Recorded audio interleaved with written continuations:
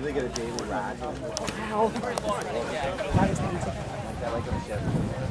Yeah. So ship maybe be a little bit different still. Yeah. Obviously, they can carry a lot more. And how many horses would it take to carry these? Like, is it like a man and a horse? Well, it depends on the campaign. Yeah. Horses are a big encumbrance to the Army because it takes feed and Right. water to take care of every horse. So the more wagons that you have, the more forage you have to schlep along with you, and the more we forget, I think, just how rugged and what a wilderness North America was at the time. There's no real wide roads, a lot of little roads. Very difficult to get supplies through.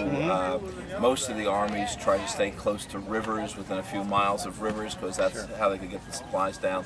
So the baggage train sometimes Yeah. they carry it and all that.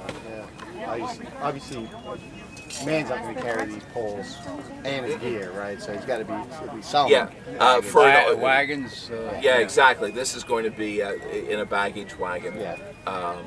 As the unit commander, I would certainly have my marquee, is Right. what this is called, my particular tent. But my men many times may just be sleeping outside with on their blanket or underneath a tree, or they became very adept pretty early on at making little huts, wigwams, out of brush, out of tree branches, things like that, to give them some kind of a shelter. So if shelter was necessary. And if there was shelter because there was a town there, would they use the facilities Yes, of the town? yeah, they would quarter themselves Yeah. in houses and towns, in the barns.